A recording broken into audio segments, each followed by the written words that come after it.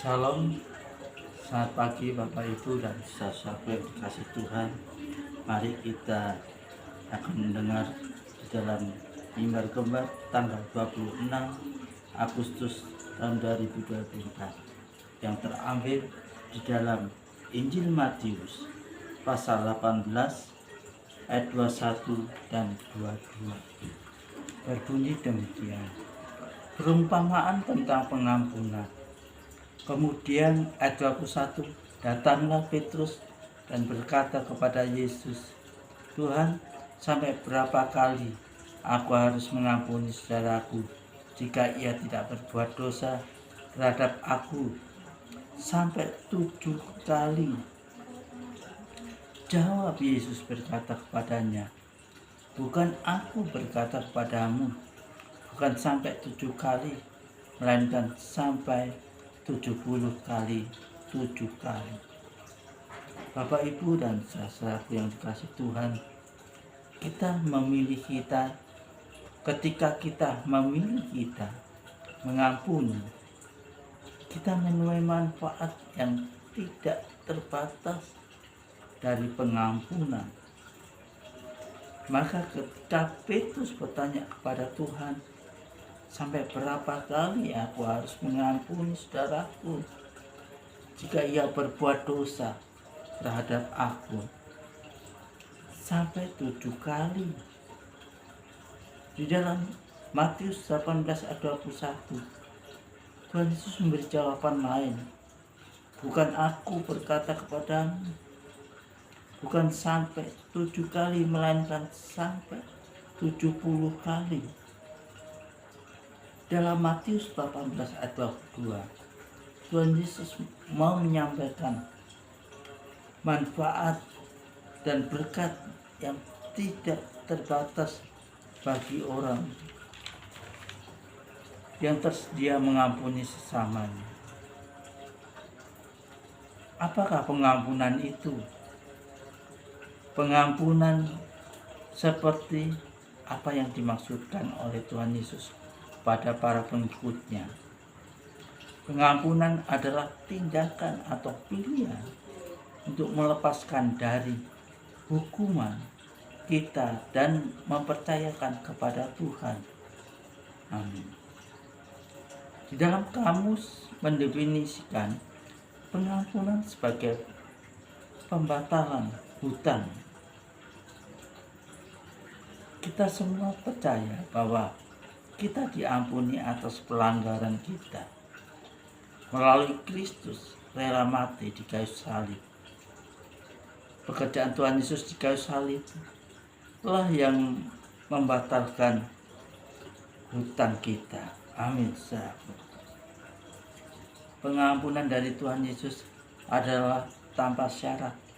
Kita harus memanfaatkan kesalahan orang lain terlepas dari apakah sang pelaku meminta maaf atau mau bertanggung jawab. Dengan kata lain, kemanapun kita untuk memaafkan tidak bergantung pada tindakan orang lain. Kitab suci menulis, bersikap baik satu sama lain, lemah lembut, saling mengampuni, sebagaimana Allah dalam Kristus telah mengampuni kamu. Di dalam Efesus pasal 4 ayat 32, sabarlah kamu seorang terhadap yang lain, dan ampunilah seorang yang lain apabila seorang menaruh dendam terhadap yang lain, sama seperti Tuhan mengampuni kamu,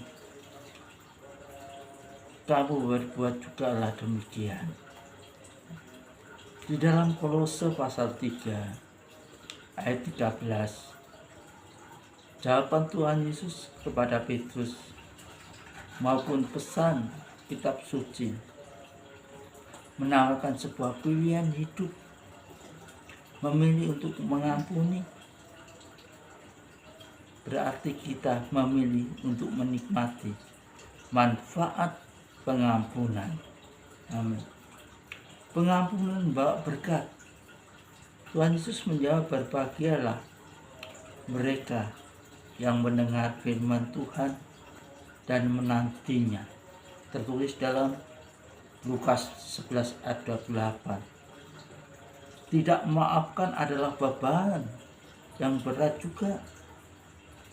Hal tersebut bersama kita dan melelahkan kita, mempengaruhi banyak aspek kehidupan kita. Ketidakmengertian mengikis kesehatan kita dan menumbuhkan kepahitan dan kebencian. Beban tidak bisa mengampuni, akan terus bertambah, menyakiti diri kita sendiri lebih dari orang lain. Bapak, Ibu, dan saudara yang dikasihi Tuhan, maka pengampunan itu membebaskan kita dari beban yang merokoti diri dan hidup kita. Pengampunan meningkatkan kualitas kesehatan fisik seperti menjaga detak jantung, hipertensi, dan sebagainya.